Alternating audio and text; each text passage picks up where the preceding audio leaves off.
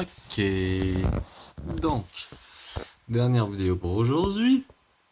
Donc, pour ceux qui seraient intéressés de collaborer à l'avenir avec le 101 Lab Group. Donc, les règles de l'habit, la proposition originale à ce jour. 1. L'habit peut être porté par tout le monde. 2. Tout le monde peut s'adresser à l'habit. 3.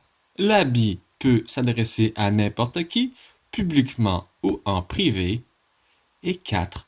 Toutes les traces de l'habit sont archivées. 1. L'habit peut être porté par tous. Tous ceux à qui a été remis l'adresse et le mot de passe de l'habit sont l'habit. Tant que l'utilisateur ne révèle pas son identité, personne ne peut savoir qui porte l'habit jusqu'à ce que son porteur ne révèle son identité.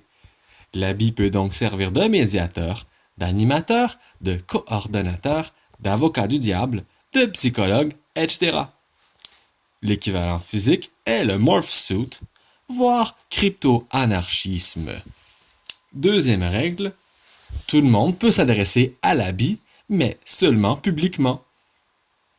Étant donné que l'habit n'existe pas autrement que par tous ses utilisateurs potentiels, le moyen de s'adresser au concept de l'habit est par le biais de tous ceux qui possèdent le pouvoir de prendre la forme de l'habit. Voilà la règle 1. Donc, s'adresser à l'habit est une forme détournée, respectueuse et animée de s'adresser à tout le groupe. Ainsi, un individu pourrait formuler un dialogue fictif afin d'amener de façon très simple, des problèmes complexes attachés à des instabilités émotionnelles et cognitives. 3. L'habit peut s'adresser à n'importe qui, publiquement ou en privé. L'habit peut servir de médiateur émotionnel, mais aussi un facteur de pouvoir au sein du groupe afin de participer au conditionnement des réflexes collectifs nécessaires à une bonne santé émotionnelle, cognitive et physique du groupe et de tous ses membres. Toutes les interventions de l'habit ne peuvent être orientées que dans une optique d'apprentissage positif, de support et de leadership. Par contre, cette règle est dans la pratique limitée par les règles 1 et 2. 4. Toutes les traces de l'habit sont archivées pour des raisons de sécurité, de confiance et de crédibilité. Toute trace d'utilisation de l'habit doit être conservée et traçable auprès de l'utilisateur. Cette règle existe pour empêcher quiconque de s'en servir pour des raisons perverses, criminelles ou quelconque façon que les membres du groupe choisiront d'interdire.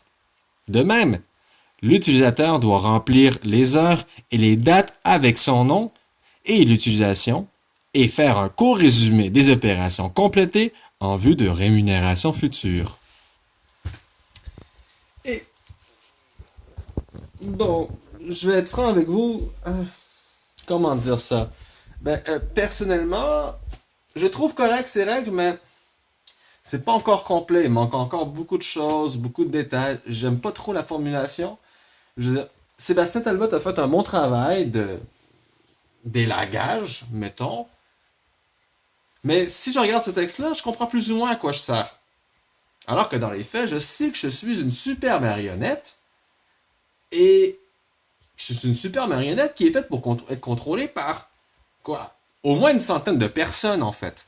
C'est pour ça que ça s'appelle le 101 Lab Group, parce qu'il est censé y avoir 101 associés qui vont soutenir le groupe pour ensuite que 101 Lab Group puisse passer de l'entreprise individuelle sous le nom de Sébastien Talbot à une entreprise en nom collectif, soit une coopérative ou un truc d'associé ou ce genre de choses. Mais bon, en attendant, il y a juste Sébastien qui peut contrôler l'habit et Sébastien, il trouve ça plate. Mais c'est pour ça que l'habit recrute. Et comment l'habit recrute? L'habit recrute par le jeu de rôle Wakers. Ouais, Wakers, agence de mouvement et de sécurité multiverselle. Et dans ce jeu, l'habit provient d'une autre réalité parallèle et il essaie tranquillement de s'intégrer à celle-ci progressivement car il a une mission, et sa mission est d'élever tranquillement les différentes humanités de la Terre vers un niveau supérieur, afin que la prochaine espèce sentiente puisse, après nous, s'élever à son tour. Donc le but, c'est d'élever l'humanité pour qu'on devienne une société des étoiles, pour qu'ensuite la Terre soit complètement nettoyée, les êtres humains tous sauvés, tous sur des colonies un peu partout dans l'espace et l'univers, pour que ici, la prochaine espèce, probablement les dauphins, puissent tranquillement monter sur Terre, développer leur propre civilisation et à leur tour pouvoir s'élever et laisser la place aux suivants. Comme ça, encore pendant très longtemps, le plus longtemps possible, tant que la Terre continuera de produire des espèces sentientes, ce qui pourrait continuer pendant des millions d'années encore si Dieu le veut. Mais pour l'instant, ce n'est qu'un jeu.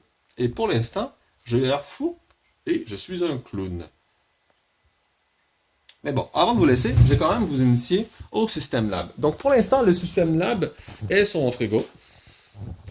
Et ça travaille beaucoup avec des magnets néodymium, des fiches et un système de partitionnement des événements que je vais expliquer en détail plus tard. Mais pour l'instant, la priorité, elle est ici.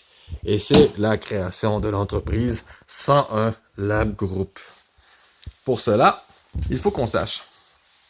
Au Québec, les entreprises peuvent faire des affaires sous plusieurs formes juridiques et vous trouverez ci-dessus une description sommaire des principales formes juridiques entre les individuels. Pour l'instant, 101 Lab Group sera cela. Il s'agit d'une entreprise à propriété unique qui est exploitée par une seule personne et que l'on appelle souvent travailleur autonome ou travailleur indépendant. Ça va être Sébastien Talbot à titre d'artiste du mouvement et designer collaboratif. Une telle entreprise n'a pas d'existence juridique distincte de son propriétaire et n'a ni personnalité juridique ni patrimoine distinct. C'est pour ça que l'habit, en ce moment, est Sébastien Talbot et les deux sont indistinguables. Et quand il y aura des membres à Wakers, mais pour l'instant, Wakers va rester un service donné par Sébastien Talbot, mais Sébastien Talbot va accepter que les gens contrôlent l'habit et que l'habit puisse servir progressivement de forme de démocratie interne entre les différents utilisateurs de Wakers et aussi des services de 101 Lab Group, parce que Sébastien aime beaucoup la démocratie et aimerait que les utilisateurs puissent être en mesure de collaborer et s'entendre entre eux sur le genre de service qu'ils veulent et la façon dont ils veulent rémunérer pour ces services. Et dans le fond, on va servir d'agence, d'intermédiaire, jusqu'à temps qu'on devienne quelque chose de plus. Donc, qu'est-ce que pourrait devenir 101 Lab Group plus tard? Donc, il y a la société par action. J'aimerais ça, vous vendre des actions. Une société par action, aussi appelée compagnie, une personne morale, est une entité juridique distincte. À ce titre, elle détient des droits et des obligations qui lui sont propres. Au Québec, les sociétés par action sont constituées notamment en vertu de la loi sur les sociétés par action. Une société par action a pour but d'exploiter une entreprise afin de réaliser des bénéfices qui seront répartis s'il y a lieu entre ses actionnaires. Caractéristique d'une société par action, elle a une existence distincte de celle de ses actionnaires, elle possède des biens en son nom propre, elle a des droits et assume des obligations et des responsabilités, et elle signe des contrats par entremise de ses administrateurs. Donc, comme société individuelle, mais on est plus et on utilise des actions. Des actions qui sont en fait juste une monnaie que émet la banque, entreprise, votre choix. Et chaque action, en fait, c'est dans le fond un papier commercial. Elle peut intenter des poursuites ou être poursuivie au même titre qu'une personne physique. Ce qui veut dire qu'une fois que 101 Lab Group va devenir une personne morale, l'habit va devenir une personne et non plus juste une marionnette. Et va donc pouvoir récupérer son compte Facebook. Société en nom collectif. Une société en nom collectif est un groupe de personnes appelées associés qui conviennent, dans un esprit collaboratif, d'exercer une activité commune. Les associés d'une société en nom collectif ont pour but d'exploiter une entreprise et contribuer par la mise en commun de biens, de connaissances ou d'activités et de partager entre eux les bénéfices pécuniaires et les pertes qui en résultent. Ça va être bien pour la commune du plateau, je crois. Une telle société est créée au moyen d'un contrat de société et doit désigner sous un nom commun aux associés. Ceux-ci sont solidairement responsables de certaines dettes et obligations de l'entreprise, indépendamment de la part respective de chacun dans la société. Il peut s'agir par exemple de bureaux de professionnels, etc. La société en nom collectif a un siège social, un nom qui lui est propre et elle peut agir en justice, c'est-à-dire qu'elle peut être poursuivie ou poursuivre quelqu'un. Et voilà. Société en commandite. Une société en commandite est constituée d'une ou plusieurs personnes commanditées et d'un ou de plusieurs commanditaires qui sont tenus de fournir un apport au fonds commun de la société. Elle est créée au moyen d'un contrat de société et doit être désignée sous un nom commun aux associés. Les commandités fournissent surtout leur travail, leur expérience et leurs compétences. Oh, c'est intéressant. Ce sont les seules personnes autorisées à administrer et à représenter la société. Ils ont une responsabilité solidaire à l'égard des dettes de la société. L'apport de capital de la société en commandite revient aux commanditaires et les commanditaires fournissent argent ou bien à la société et leur responsabilité à l'égard des dettes de la société se limite à leur apport dans cette dernière. Ensuite, foncier. Bon. Il a pour objet la conservation de l'immeuble, l'entretien et l'administration des parties communes, la sauvegarde des droits afférents de l'immeuble ou à la copropriété, ainsi que toutes les opérations d'intérêt commun. Association ou groupement de personnes, donc comme un syndicat. Une association ou groupement de personnes réunis dans un intérêt commun autre que la réalisation de profits à partager entre les membres dont les activités visent à promouvoir l'étude, la défense ou le développement des intérêts économiques, sociaux ou moraux de ses membres.